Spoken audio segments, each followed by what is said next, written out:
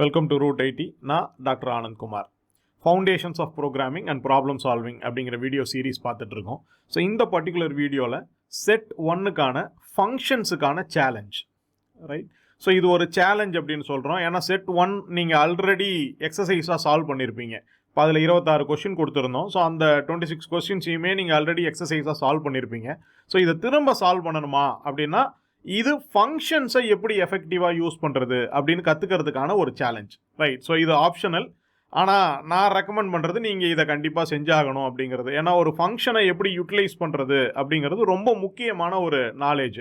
So இது பார்த்தோன்னா நம்ம சிஸ்டமை டீகம்போஸ் பண்ணுறதுக்கு, ப்ராப்ளம் டீகம்போசிஷனுக்கு, எல்லாத்துக்குமே, மாடுலாரிட்டிக்கு, ரீடபிலிட்டிக்கு, டெஸ்டபிலிட்டிக்கு எல்லாத்துக்குமே ஹெல்ப் பண்ணக்கூடிய ஒரு சினாரியோ இந்த ஃபங்க்ஷன்ஸ் அப்படிங்கிறது. ஸோ ஃபங்க்ஷன்ஸுக்கான வீடியோஸு, ஃபங்க்ஷன் டைப்ஸுக்கான வீடியோஸு, அதுக்கான demonstration videos, function overloading, function reuse, function readability, right? இப்படி நம்ம ஆல்ரெடி வீடியோஸ் போட்டிருக்கோம். ஸோ இந்த வீடியோஸை பார்த்துட்டு அதுக்கப்புறம் இந்த சேலஞ்சை எடுத்துக்கோங்க. ஸோ ஃபஸ்ட்டு கொஸ்டின் செட்டில் இருக்கிற அதே கொஸ்டின்ஸ் தான். ஆனால் இந்த சேலஞ்சை பொறுத்த வரைக்கும் நம்ம 2 விஷயங்கள் சொல்கிறோம். ஒன்று, ரீடபிலிட்டி வெர்சஸ் ரீயூசபிலிட்டி. இந்த பாயிண்ட் ஆஃப் வியூவில் இருந்து நீங்கள் எப்படி ஃபங்க்ஷன்ஸ் எழுத போகிறீங்க. ரீடபிலிட்டி முக்கியம் அப்படின்னு ஃபுல்லாகவே ரீடபிலிட்டி பக்கம் போகலாம். ரீயூசபிலிட்டி தான் முக்கியம்னு சொல்லி ஃபுல்லாகவே எழுதின ஃபங்க்ஷனையே திரும்ப திரும்ப ரீயூஸ் பண்ணலாம், ரைட்? ஸோ இது ஒரு ஆப்ஷன் இருக்குது. இப்போ நம்ம அங்கேயே பார்த்தோம்னா இன்புட் அவுட்புட்டுக்கு மட்டும் ரீயூசபிள் ஃபங்க்ஷன் எழுதலான்னு ஒரு விதமாகவும், ரைட், ஆக்சுவல் கொஸ்டின் பேப்பரை பேஸ் பண்ணி ரீயூசபிளாக எழுதலாம் அப்படின்னு இன்னொரு விதமாகவும் நம்ம வீடியோஸ்லேயே எக்ஸ்பிளைன் பண்ணியிருக்கோம். ஸோ இப்போ இங்கே அந்த கொஸ்டின் பேப்பரில் இருக்கக்கூடிய கொஸ்டின்ஸுக்கு ரீயூசபிலிட்டி அப்படிங்கிற பாயிண்ட் ஆஃப் வியூவில் இருந்து எப்படி பார்க்கலாம் அப்படின்னு பார்க்கணும். நான் ஒரு 2-3 ஹிண்ட் மட்டும் இப்போ உங்களுக்கு கொடுக்குறேன். வீடியோக்குள்ளே போகலாம். ஃபார் எக்ஸாம்பிள், இப்போ இந்த பர்டிகுலர் கொஸ்டின் பேப்பரில் ஃபர்ஸ்ட் செட்டில் சம்மு, டிஃபரன்ஸு, ப்ராடக்ட், இதுக்கு நம்ம ஆல்ரெடி ஃபங்க்ஷன் எழுதிடுறோம்னு வச்சுக்கோங்க. அப்போ சம் பண்ணுறதுக்கு, 2 நம்பரை சம் பண்ணுறதுக்கு, 2 நம்பரை மல்டிப்ளை பண்ணுறதுக்கு, 2 நம்பருக்குள்ள டிஃபரன்ஸை கண்டுபிடிக்கிறதுக்கு, இப்படி ஃபங்க்ஷன்ஸ் எழுதிட்டோம்னா அப்போது இந்த பர்டிகுலர் இதுக்கு வரும்போது volume of a rectangular tank அப்படின்னு இங்கே வரும்போது பார்த்தோம் அப்படின்னு சொன்னால் நம்ம இங்கே என்ன பண்ணுறோம்? ஆக்சுவலாக L into length into width into height தானே போடுறோம். ஆல்ரெடி ப்ராடக்ட்டுக்கு நம்ம ஃபங்க்ஷன் எழுதி வச்சுருக்கோம். அப்போ அதையே கூப்பிட்டுக்க முடியாதா? இப்படி product of say L into W, வர ரிசல்ட்டை எடுத்து ஹைட்டு கூட மல்டிப்ளை பண்ணிக்கும். அப்போ இங்கே ஒரு வாட்டி ப்ராடக்ட்டை கூப்பிட்டுருக்கேன், அது லென்த்தையும் வித்தையும் மல்டிப்ளை பண்ணி கொடுத்துரும். வர ரிசல்ட்டை இங்கே வச்சுக்கிட்டு திரும்ப ப்ராடக்ட் ஆஃப்னு கால் பண்ணுறேன், இந்த ரிசல்ட்டையும் ஹைட்டையும் மல்டிப்ளை பண்ணி கொடுத்துரு. இப்போ இது ரீயூஸை நோக்கி இருக்கக்கூடிய ஒரு ஃபங்க்ஷன் ரீயூஸ். ப்ராடக்டையே நான் திரும்ப திரும்ப ஒரு வாட்டி எழுதுனதையும் நான் திரும்ப திரும்ப ரீயூஸ் பண்ணிக்கிறேன். இல்லை எனக்கு ரீடபிலிட்டி தான் முக்கியம்னு நான் வால்யூமுக்கு தனியாக ஒரு ஃபங்க்ஷனே எழுதுறதுனாலும் எழுதலாம் புதுசாக. இல்லை இருக்கிற ஃபங்க்ஷனையே நான் ரொம்ப ரீயூஸ் பண்ணிக்க போகிறேன் அப்படின்னு ரீயூஸ் பக்கம் சாயலாம்.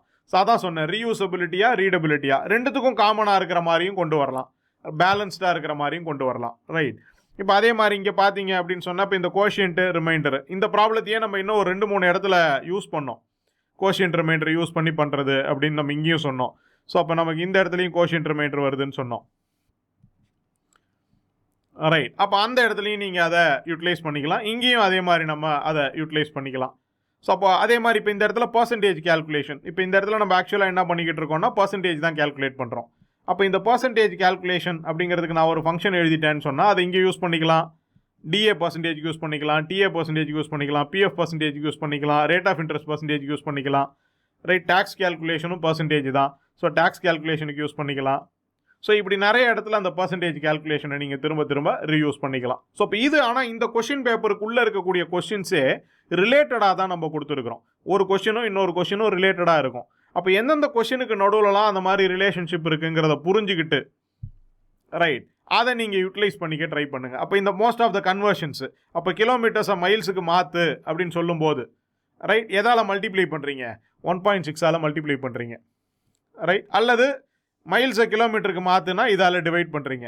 இப்போ இதே மாதிரி ஒரு விஷயம் தான் இங்கேயும் செய்ய போகிறோம், மல்டிப்ளிகேஷனோ டிவிஷனோ, ரைட்? அப்போ இந்த ரேஷியோ ப்ரொபோர்ஷன் ப்ராப்ளம் இதெல்லாம் ஒரு வேல்யூவில் கொடுத்துட்டா இன்னொரு வேல்யூக்காக மாற்றி கொடு அப்படிங்கிறது எல்லாமே. அப்போ அந்த மாதிரி இருக்கிற எல்லாமே நீங்கள் ஒரே ஃபங்க்ஷன் எழுதிட்டு என்ன வேல்யூவால் மல்டிப்ளை பண்ணணும் அப்படிங்கிறத மட்டும் அனுப்பிட்டீங்கன்னா, இல்லை என்ன வேல்யூவால் டிவைட் பண்ணணுங்கிறத மட்டும் அனுப்பிட்டீங்கன்னா அதுக்கு மாற்றி கொடுத்துடலாம். ஸோ அப்போ இந்த மாதிரி ரேஷியோ ப்ரொபோர்ஷன் ப்ராப்ளம்ஸு இப்படி காமனாலிட்டி நிறைய இருக்குது. ஸோ நீங்கள் அதை கொஞ்சம் உட்காந்து எக்ஸ்ப்ளோர் பண்ணி எந்த கொஸ்டினுடைய சொல்யூஷனை எந்த கொஸ்டினுக்கு ரீயூஸ் பண்ணலாம் அப்படிங்கிறத யோசிச்சிங்கன்னா இந்த ஃபங்க்ஷன் ரீயூசபிலிட்டி அப்படிங்கிறத பற்றி யோசிக்கலாம். அப்போ ரீயூசபிளாக ஃபங்க்ஷன்ஸ் எழுதி எப்படி சால்வ் பண்ணுறது? ஒன்று ஐஓ ரீயூசபிலிட்டி. நம்ம ஒரு 5 ஃபங்க்ஷன்ஸை பற்றி சொல்லியிருப்போம். இன்டிஜரை இன்புட்டாக வாங்குறதுக்கு, டபுளை இன்புட்டாக வாங்குறதுக்கு, இந்த மாதிரி. அது ஈவன் அக்ராஸ் லாங்குவேஜஸ் ஒர்க் ஆகும்னு நம்ம டெமோ காட்டியிருப்போம். ரைட், அதையும் அப்ளை பண்ணுங்க. ப்ளஸ் கொஷின்ஸுக்கு நடுவில் இருக்கக்கூடிய ஃபங்க்ஷன்ஸை எப்படி ரீயூஸ் பண்ணுறது அதையும் பாருங்கள். ரைட், இது ஒரு சேலஞ்சு. அடுத்த challenge function overloading challenge. Function ஓவர்லோடிங்னே நம்ம தனியாக தியரியும் நடத்தியிருக்கோம், அதுக்கான டெமோவும் கொடுத்துருக்கோம். ஸோ ஃபங்க்ஷன் ஓவர்லோடிங்னா சேம் நேம்லேயே 2 மெத்தட் வச்சுக்கலாம், வேறு வேறு பேராமீட்டர் அல்லது பேராமீட்டர் டைப் மாற்றிருக்கலாம், இல்லை நம்பர் ஆஃப் பேராமீட்டர்ஸ் மாற்றிருக்கலாம்னு சொல்லியிருப்போம். ரைட், அப்போ அதை எப்படி அப்ளை பண்ணுறது இதே ஃபங்க்ஷன் ரீயூசபிலிட்டியில்? சே ஃபார் எக்ஸாம்பிள், இப்போ இந்த இடத்துல ப்ராடக்ட்னு ஒரு ஃபங்க்ஷன் எழுதியிருக்கீங்க, ஆனால் இந்த கொஸ்டின் இன்டீஜருக்கான கொஸ்டின். ரைட், அப்போ 2 இன்டீஜர் நம்பர்ஸை ப்ராடக்டாக எடுத்து, அப்போ இந்த ப்ராடக்ட்டுங்கிற ஃபங்க்ஷனை இப்படி எழுதியிருப்பீங்க, இன்டீஜர் ஐயும் இன்டீஜர் ஜேவையும் எடுத்துக்கிற மாதிரி. ஆனால் இப்போ எனக்கு இந்த வால்யூம் ஆஃப் ரெக்டாங்குலர் டேங்க்னு வரும்போது ஃப்ளோட்டிங் பாயிண்ட் நம்பர்ஸை டீல் பண்ணணுமே, அதெல்லாம் மல்டிப்ளை பண்ணணும். தாராளமாக இன்னொரு ப்ராடக்ட் எழுதிக்கலாம், ஃப்ளோட்டை எடுத்துக்கிற மாதிரி, பேரை மாற்ற வேண்டாம். ஃப்ளோட் F1 F2ன்னு எடுத்துக்கிற மாதிரி ஒரு ப்ராடக்ட் எழுதிக்கலாம். அப்போ அதே நேம்லேயே 2 ஃபங்க்ஷன் எழுதிட்டு அதை ரீயூஸ் பண்ணிக்கலாம். இதை ஓவர்லோடிங் அப்படின்னு சொல்லுவோம். அப்போ ஃபங்க்ஷன் ஓவர்லோடிங்கை எந்தெந்த விஷயத்துக்கெல்லாம் எஃபெக்டிவாக அப்ளை பண்ண முடியும் அப்படிங்கிறதையும் அப்ளை பண்ணி சால்வ் பண்ணுறதுக்கு ட்ரை பண்ணுங்கள். ஸோ இதுதான் உங்களுடைய சேலஞ்ச் அப்படிங்கிறது. சேலஞ்சுக்கு நான் ஆன்சர்ஸ் கொடுக்க போகிறதில்ல, பட் இதை ஒரு சேலஞ்சாக நீங்கள் எடுத்துக்கிட்டீங்க அப்படின்னு சொன்னால் உங்களோட கமெண்ட்ஸ்லேயே உங்களோட சொல்யூஷன்ஸை நீங்கள் போஸ்ட் பண்ணலாம். ரைட், நான் இப்படி அதை பண்ணியிருக்கேன், உங்களால் இப்படி பண்ண முடியுமா, இதை யூஸ் பண்ணி பண்ண முடியுமா அப்படிங்கிற மாதிரியான கொஸ்டின்ஸை உங்களோட பியர்ஸுக்கு நீங்களே கொடுங்க. ரைட், அதே மாதிரி உங்களோட பியர்ஸ் யாராவது, உங்களோட ஃப்ரெண்ட்ஸு, மீதி வியூவர்ஸு கேட்குற டவுட்ஸுக்கு நீங்கள் ஆன்சர்ஸ் கொடுக்கலாம், தாராளமாக ஆன்சர்ஸ் கொடுக்கலாம். ஸோ உங்களுடைய கம்யூனிகேஷனும் இம்ப்ரூவ் ஆகும். அதையும் ட்ரை பண்ணுங்கள். நாங்கள் அதை மானிட்டர் பண்ணிக்கிட்டு தான் இருக்கிறோம். அந்த மாதிரி யார் ரொம்ப இன்ட்ராக்டிவாக இருக்கிறீங்களோ, யார் மீதி பேருக்கு ஹெல்ப் பண்ணுறீங்களோ, மீதி பேருடைய கொஷின்ஸுக்கு கரெக்டான ஆன்சர்ஸ் கொடுக்குறீங்களோ, ரைட், உங்களுக்கு ப்ராஜெக்ட்னு வரும்போது, இன்டர்ன்ஷிப்னு வரும்போது ப்ரியாரிட்டி கொடுக்கப்படும். ரைட், ஸோ யார் உண்மையாலுமே கான்ட்ரிபியூட் பண்ணுறீங்களோ நம்ம கம்யூனிட்டிக்கு, அவங்களுக்கு கண்டிப்பாக நாங்கள் மானிட்டர் பண்ணிக்கிட்டு தான் இருப்போம். ரைட், ஸோ நாங்கள் அவங்கள கண்டிப்பாக விட்டுற மாட்டோம். ப்ராஜெக்ட்னு வரும்போது, இன்டர்ன்ஷிப்னு வரும்போது உங்களுக்கு நாங்கள் ப்ரியாரிட்டி கொடுப்போம் அப்படின்றத நான் சொல்கிறேன்.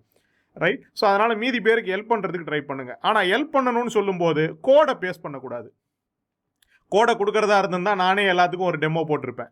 பட் கோடை கொடுத்தா எல்லாரும் வெறும் காப்பி பேஸ்ட் பண்ணிடுவீங்க, திங்கிங் அப்படிங்கிறது டெவலப் பண்ணிக்க மாட்டீங்கன்றதால தான் நான் கோடு கொடுக்கல.